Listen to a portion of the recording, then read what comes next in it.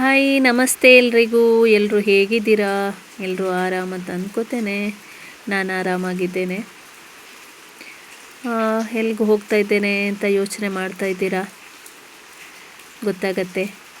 ವಿಡಿಯೋನ ಸ್ಕಿಪ್ ಮಾಡದೆ ನೋಡಿದರೆ ಖಂಡಿತ ನಾನು ಎಲ್ಲಿ ತನಕ ಹೋಗ್ತಾ ಇದ್ದೇನೆ, ಏನು ಮಾಡ್ತಾ ಇದ್ದೇನೆ ಅನ್ನೋದು ಗೊತ್ತಾಗತ್ತೆ.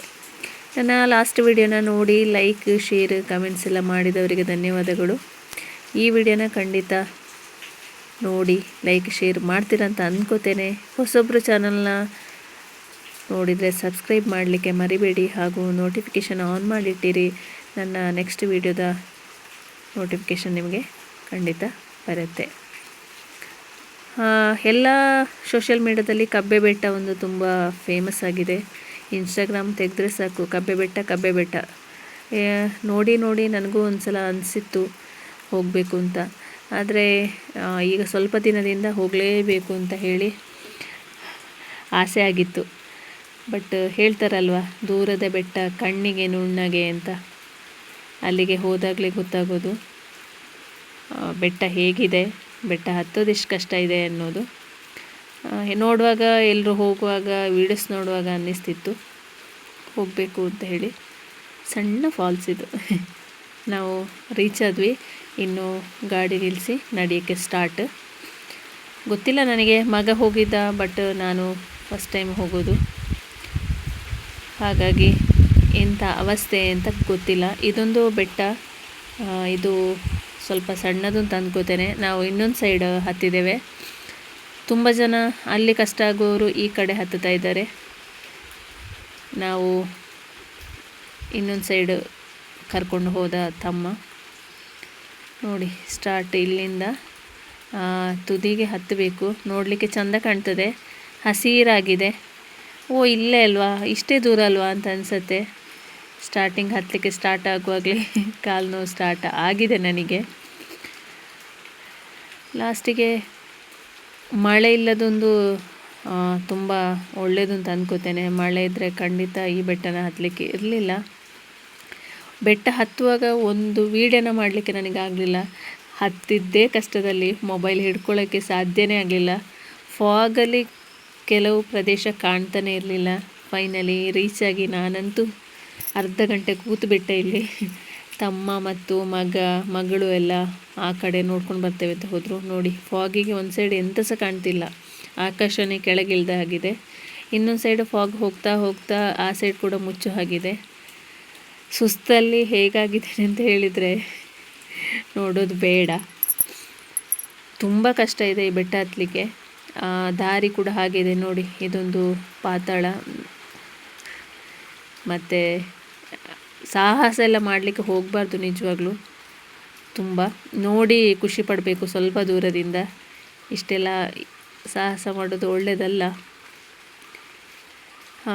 ಕೆಲವು ಫೋಟೋಶೂಟು, ವೀಡಿಯೋ, ಅದು ಇದು ಅಂತೇಳಿ ಅರ್ಜಿಗೆ ಹೋಗಿ ಅಪಾಯ ತಂದುಕೊಳ್ತಾರೆ. ಇಲ್ಲಿ ಯಾರೂ ನೋಡ್ಕೊಳ್ಳಿಕ್ಕೆ ಇಲ್ಲ, ಯಾವ ಸರ್ಕಾರ ಅದು ಇದು ಯಾವುದು ಸಹ ಇಲ್ಲ. ನಮ್ಮ ಇಷ್ಟಕ್ಕೆ ಹೋಗೋದು, ಬರೋದು, ನೋಡೋದು ಈ ಥರ. ಆದರೆ ನಮ್ಮ ಜೀವದ ಇದು ನಮ್ಮ ಕೈಯಲ್ಲೇ ಇರಬೇಕು. ಹಾಗಾಗಿ ಸ್ವಲ್ಪ ನೋಡಿಕೊಂಡೆಲ್ಲ ಹೋಗಿ ಬರಬೇಕು. ನೋಡಿ ದೊಡ್ಡ ದೊಡ್ಡ ಪಾತಾಳನೇ ಇರೋದು. ನೋಡಲಿಕ್ಕೆ ಚೆಂದ ಇದೆ. ಈ ಪ್ರಕೃತಿಯನ್ನು ನೋಡಿ ಆನಂದಿಸುವವರೆಲ್ಲ ಇಲ್ಲಿಗೆ ಖಂಡಿತ ಭೇಟಿ ಕೊಡ್ಬೋದು.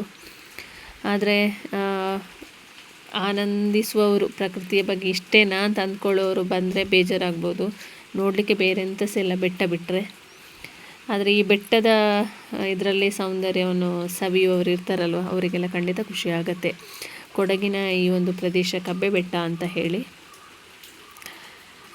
ಮೇಲೆ ಹೋದರೆ ಸುತ್ತ ವಿಡಿಯೋ ಮಾಡ್ಬೋದು ನೋಡಿಕೊಂಡು. ಚೆಂದ ಒಂದು ಅರ್ಧ ಗಂಟೆ ಎಲ್ಲ ಕೂತು ಫುಲ್ ಗಾಳಿ ಬರ್ತಾ ಇರ್ತದೆ, ಗಾಳಿಗೆ ಹಾರಿ ಹೋಗ್ಬೋದು ಹಾಗಿದೆ. ಅಂತೂ ಇಂತೂ ಫೈನಲಿ ಬೆಟ್ಟ ಹತ್ತಿ ನೋಡಿ ಸಂಭ್ರಮಿಸಿ ಖುಷಿಪಟ್ಟು ಸುಸ್ತೆಲ್ಲ ಹೋದ್ಮೇಲೆ ಮತ್ತೆ ಬೆಟ್ಟ ಇಳಿಯೋಣ ಅಂತ ಹೇಳಿ ಸ್ಟಾರ್ಟ್ ಮಾಡಿದ್ವಿ. ನೋಡಿ ಇಳಿಯೋಕ್ಕೆ ಅಲ್ಲಿಗೆ ತಲುಪೋಷ್ಟೊತ್ತಿಗೆ ಕಾಲೇ ನಿಲ್ಲೋದಿಲ್ವ ಅಂತ ಅಂದ್ಕೊಂಡಿದ್ದೇನೆ. ಜಿಗಣೆ ಬೇರೆ ಇತ್ತು ನೋಡಿ, ಒಂದು ಜಿಗಣೆ ಕಾಣ್ತು. ಮಳೆಯಲ್ಲಿ ಆದರೆ ಇರ್ತಿದ್ರೆ ಇನ್ನೂ ಜಾಸ್ತಿ ಜಿಗಣೆಗಳು ಇರ್ತಿದ್ವೋ ಏನೋ. ಮತ್ತು ನಾವು ಇಳಿಯೋಕ್ಕೆ ಸ್ಟಾರ್ಟ್ ಮಾಡಿದ್ವಿ ಬೆಟ್ಟನ.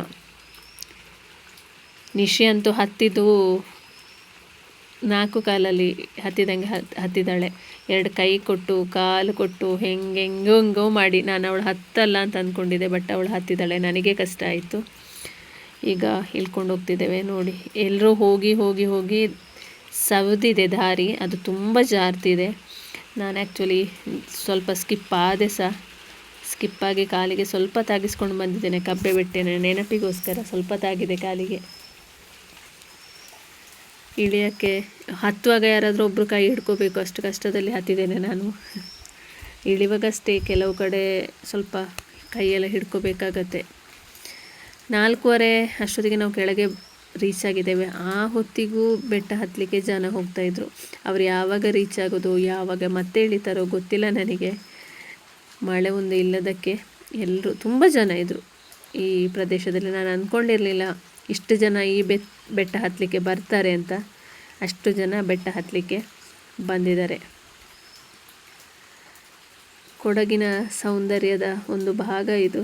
ನೋಡಿ ಎಷ್ಟು ಕಷ್ಟ ಇದೆ ಅಂತ. ಈ ಕಲ್ಲೆಲ್ಲ ಒಂದು ವೇಳೆ ಕಾಲಿಗೆ ಸಿಕ್ಕಿದರೆ ಸ್ಕಿಪ್ಪಾಗಿ ಬಿದ್ದು ಆ ಕಲ್ಲು ಜಾರ್ಕೊಂಡು ಕೆಳಗೆ ಹೋದರೆ ತುಂಬ ಕಷ್ಟ. ಯಾಕೆಂತ ಹೇಳಿದರೆ ಕೆಳಗಿಂದ ಮೇಲೆ ಹತ್ಕೊಂಡು ಬರೋ ಜನಗಳಿರ್ತಾರೆ, ಅವರಿಗೆ ತಾಗ್ಬೋದು. ಹಾಗಾಗಿ ತುಂಬ ಕೇರ್ಫುಲ್ಲಾಗಿ ಇಳಿಬೇಕು. ನೋಡಿ ಎಷ್ಟು ಸೌದಿದೆ ಅಂತ ಹೇಳಿದರೆ, ಹೋಗಿ ಹೋಗಿ ಹೋಗಿ ನಾನು ಆ್ಯಕ್ಚುಲಿ ಇಲ್ಲೇ ಬಿದ್ದೆ ಅಂತ ಅಂದ್ಕೋತೀನಿ. ಇಲ್ಲೇ ಬಿದ್ದಿರಬೇಕು ನಾನು. ಇನ್ನೂ ತುಂಬ ಕೆಳಗೆ ಹೋಗಬೇಕು ನಾವು. ನಿಶಿ ನೋಡಿ ಮೇಲೇ ಬಾಕಿಯಾಗಿದ್ದಾಳೆ. ನಾನು ಹೇಗೋ ಬಂದೆ ಕೆಳಗೆ. ತುಂಬ ಜನ ಕೆಳಗೆ ಇಳಿತಾ ಇದ್ದಾರೆ. ಇವರು ಆ್ಯಕ್ಚುಲಿ ನಾವು ಹತ್ತುವಾಗ ಇಳಿದಿದ್ದಾರೆ, ಈಗ ಇಲ್ಲೇ ಇದ್ದಾರೆ ಅಷ್ಟೇ. ತುಂಬ ಫೋಟೋಸ್ ತೆಗೆದುಕೊಂಡು ಈ ಸೌಂದರ್ಯವನ್ನು ಸವಿತಾ ಎಂಜಾಯ್ ಮಾಡ್ತಾ ಎಲ್ಲ ಬಾಕಿ ಆಗ್ತಾರೆ ಕೆಲವರೆಲ್ಲ. ಕಲ್ಲು ಹಾಕ್ತಿದ್ದಾನೆ ಅಪ್ಪು. ತುಂಬ ಡೇಂಜರಸ್ ಇದೆಲ್ಲ.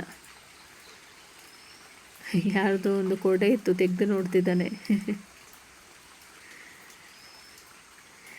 ಇಲ್ಲಿ ಹೋಗುವ ಆಸೆ ಒಂದಂತೂ ನಂದು ನೆರವೇರಿತು.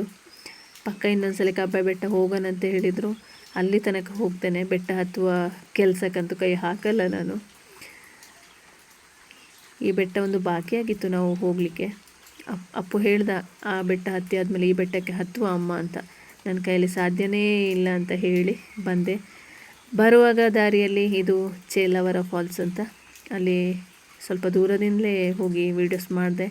ಅಲ್ಲಿ ಕೂಡ ತುಂಬ ಡೇಂಜರ್ ಪ್ಲೇಸ್ ಅಂತ ಹೇಳಿ ಹೋಗಲಿಕ್ಕೆಲ್ಲ ಬಿಡೋದಿಲ್ಲ, ಅತಿರೇಕ ಮಾಡ್ತಾರೆ ಎಲ್ಲ ಹೋದವರೆಲ್ಲ ಅಂತ ಹೇಳಿ ದೂರದಿಂದಲೇ ಇದಕ್ಕೆ ಹೋಗಲಿಕ್ಕೆ ಅವಕಾಶ, ನೋಡಲಿಕ್ಕೆ ಹತ್ತಿರದಿಂದ ಹೋಗಲಿಕ್ಕೆಲ್ಲ ಅವಕಾಶ ಇಲ್ಲ. ದೂರದಿಂದ ನೋಡಿ ಖುಷಿಪಟ್ಟು ವೀಡಿಯೋಸ್ ಮಾಡಿಕೊಂಡು ಬಂದ್ವಿ. ಚೆಂದಾಯಿತು. ಚೇಲಾವರ ಫಾಲ್ಸ್ ಇದು. ಅಲ್ಲಿಂದ ಬರುವಾಗ ಬೆಟ್ಟ ಹತ್ತಿ ಬರುವಷ್ಟೊತ್ತಿಗೆ ಹೊಟ್ಟೆ ಹಸಿತಿತ್ತು.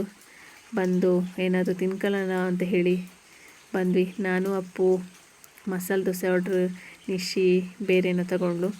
ಅಂತೂ ನನ್ನ ಈ ಕಬ್ಬೆ ಬೆಟ್ಟದ ಈ ಪ್ರಕೃತಿ ಸೌಂದರ್ಯದ ವಿಡಿಯೋ ನಿಮಗೆ ಖಂಡಿತ ಇಷ್ಟ ಆಗುತ್ತೆ ಅಂತ ಅಂದ್ಕೋತೇನೆ. ಇಷ್ಟ ಆದಲ್ಲಿ ಲೈಕ್, ಶೇರ್, ಕಮೆಂಟ್ಸ್ ಮಾಡೋದನ್ನ ಮರಿಬೇಡಿ. ಇನ್ನಷ್ಟು ವಿಡಿಯೋಗಳಿಗೆ ನನ್ನ ಚಾನಲ್ನ ನೋಡ್ತಾ ಇರಿ. Thank you so much.